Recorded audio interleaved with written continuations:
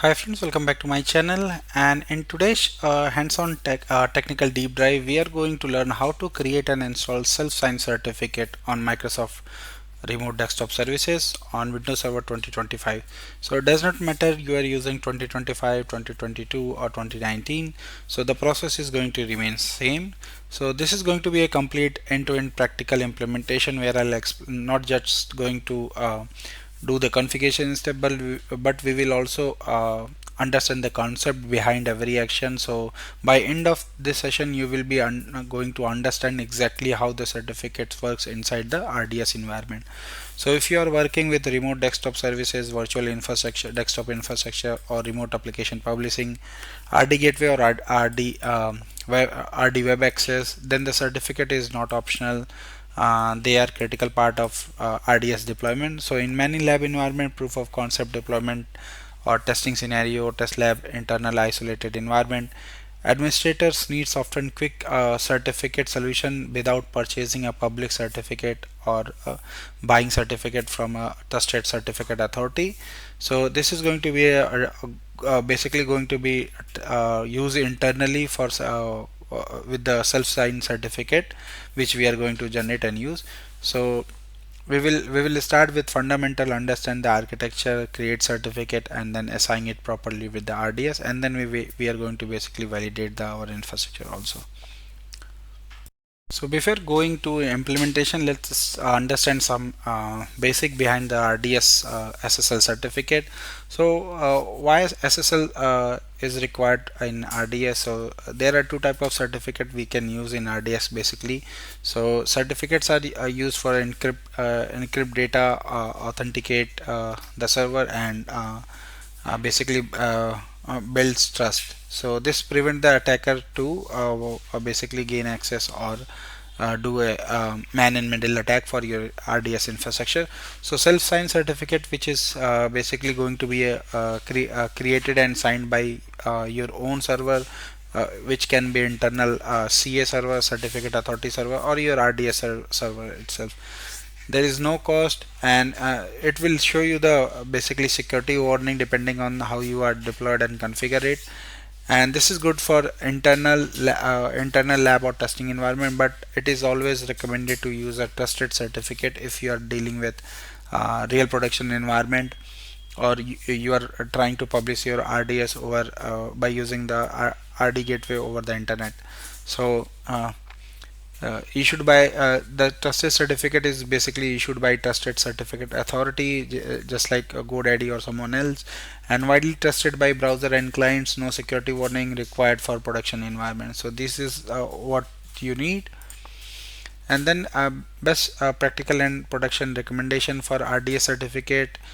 This is the very first and most important. Use the trusted certificate. Use CA signed certificate in production. Avoid self-signed certificate use in production. And server mismatch is the basically match the server name. Ensure your certificate a CN name or SAN matches the RDS server name. Avoid name mismatch errors, and monitor expiry. Install certificate correctly. Install on the local computer store.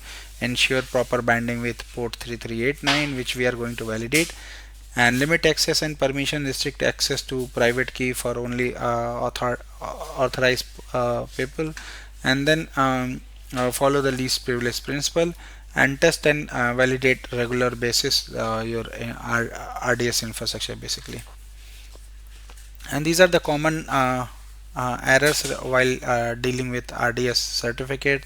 So certificate is not trusted, name mismatch, certificate expired or incomplete certificate chain, or maybe you have a wrong certificate and a port and binding issue with the IIS inside the IIS. So this is the basically a process which we are going to follow in our lab. So this is my lab environment. I have a RDS core infrastructure with one domain controller and one connection broker server and two session host server, which is deployed recently deployed. So and then we got three thin client machine to test our RDS. So this is how it's going to work. Thin client, once the certificate is installed, it's going to be based on HTTPS TLS protocol, and then it will get access to our RDS session host server by supported server such as Active Directory and FS Logics. So this is the process. So create self-signed certificate, export the certificate with private key, import certificate to RDS server, and then bind certificate to role. So in the IIS you will have this role, so you need to make sure the IIS is properly bind, and then test the certificate on client, install the certificate on or export the public certificate and add trusted root certificate in authority for all the clients, and then restart the RDS service and verify your trust connection. So this is what we are going to do now. So let me go on my first on my connection broker server. So I just recently installed this. This is a fresh installed RDS infrastructure. So if I go to edit deployment, you should be able to see inside the certificate we don't have any certificate configured. And now if I try to access this URL, basically the connection broker URL, you will see here with the freshly installed, you will see here error SSL key uses incompatible, so it's not going to work.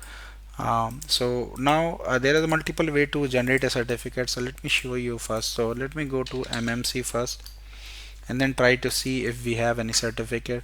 So currently we have one certificate which is basically mapped, or due to which not properly created, so that's why we are getting that error. So let me show you. So if I go to certificate, personal certificate, you should be able to see one certificate here. This is the automatic certificate which is generated during the RDS installation, and you can see the expiry is approx basically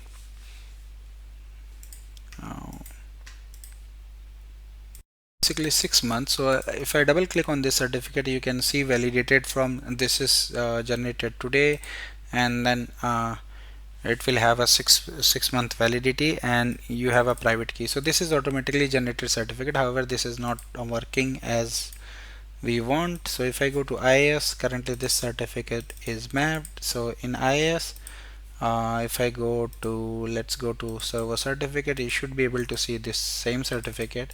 And now if I go to my application, this is the basically website which is published for RD web, where we are getting this error. So let me show you. So if I click on browse, so let me go ahead and see the bindings basically for this. So you can see the page is still giving error. And now if I go and see the binding here, so edit binding, you should be able to see the certificate. So this is the certificate which is currently being used, but this is not working. So we will go ahead and generate the certificate. So to generate a certificate, you can go to your basically on IIS, then you can go to a server certificate, and then you can click on create self-signed certificate. Now you can put some friendly name. So let's say my friendly name is, I'm going to use the same name of my server FQDN. So if I go click OK, so now you can see here the certificate is created here, and then it has a basically expiry for 1 year. You can see here, so it says 1 year expiry. However, if I go and see here also, it has 1 year expiry now. So now this certificate is generated and we can basically use this certificate. However, I'm going to create certificate from PowerShell, which will give us some advanced options. So let me go ahead here and refresh this one. So now we have one certificate only. So now this is the PowerShell script which I'm going to use to create a certificate. So you can see here DNS name, I'm going to use the full FQDN for my connection broker server.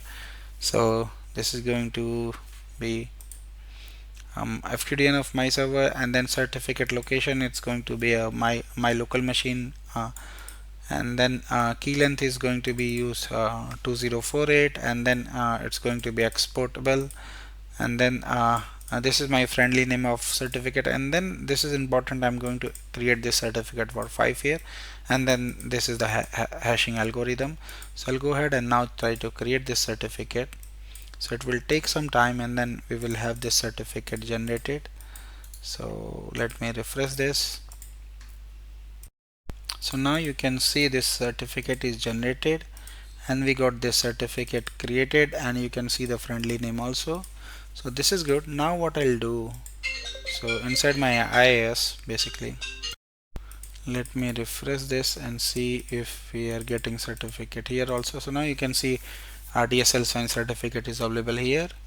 And now what I'm going to do here, so now basically we are going to uh, export this certificate and then import in our RDS server. So I'm going to do this export.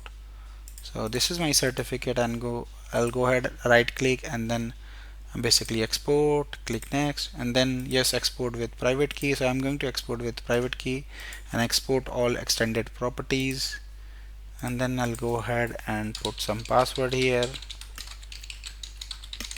and I'll go ahead and use sh8 or 256, click next.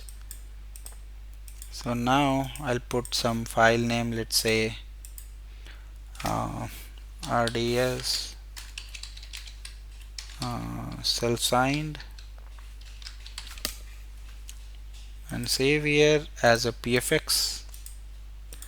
Now this certificate is exported and saved. So now this is good. Now I'll go on my RDS server basically. So on RDS server, I'll go to edit deployment and then certificates, and then I will go ahead and click on select existing certificate, and then I'll browse my certificate, provide the password basically which we have set during the export, click OK, apply. So I'm going to apply this certificate one by one on all three servers. So let me reset these machines so we can start testing also in some time. So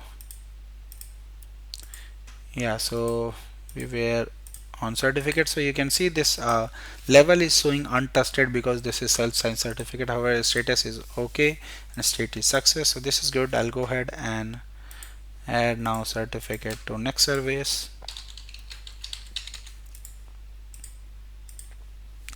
Apply, and then finally we are going to have a RD web access. So here, and then apply.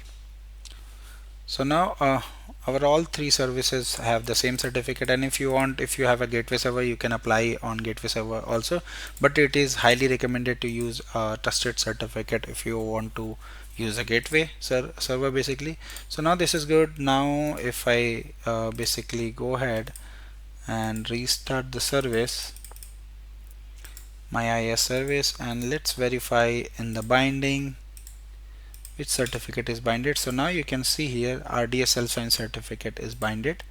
So this is good, since we added the certificate in from the RDS. Now this certificate can be deleted, so I'll go ahead and delete just to make sure the certificate environment is cleaned.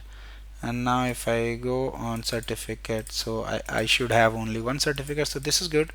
Now let's try to go ahead and refresh this page, and let me get the URL from deployment.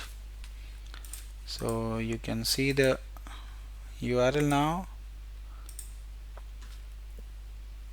So now you can see here, this is the certificate. So subject name, you can see our FQDN is showing here.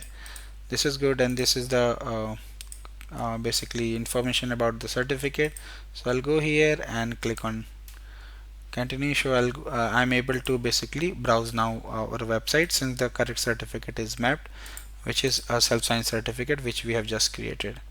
And now let's start with the testing. So I should be able to basically log into and launch the session host, and should be able to access session host from my thin client machine. So We have done till here. We have restarted the RDS services basically also, and everything is done. So if you want, you can install this certificate on your client machines also, and trusted root certificate authority on all the clients, so this error is not going to come. However, we will test it without installing. So now this is my one of the server, so I'll go ahead and use RDS user 01 to log into this machine.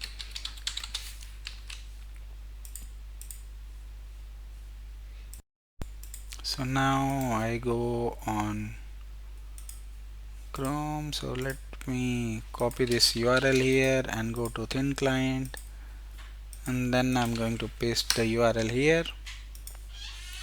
You can see the certificate authority warning is coming, so I'll go ahead and click yes, and then I'll put my username here, so RDS, and then put my username and password, and then I'll go ahead and launch this. So I'll go to my downloads folder and then double click on this RDP file which just got downloaded. You can see here this is the file which just got downloaded, and now let's try to connect this. So publisher is coming unknown since we are using self-signed certificates. I'll go ahead and click on connect, and now I'll put my password again, and now you can see securing remote connection. So this communication is basically now happening on port 443 by using the self-signed certificate which we have just created and attached to our RDS deployment. Now you can see I'm able to log into my session host. So this is the certificate, your identity to verified through a connection broker which is verified using Kerberos. So this is good. Now if I go and see what is the host name, so host name, so you can see I got login session on my session host 2. So if I go to connection broker, just refresh this, so you should be able to see I got active connection. So this is pretty much which I wanted to show in this video. So if you want to basically avoid this error of the while you are trying to access the URL, you can basically install the certificate, export the public key, and then add the trusted root certificate authority on all the client, then you will not have that error. So this is pretty much everything which I wanted to show you in this video. So thank you for watching. Please subscribe me for more videos, and if you have any query, any question related to this, you can always post me my given mail IDs. Thank you once again. Bye bye.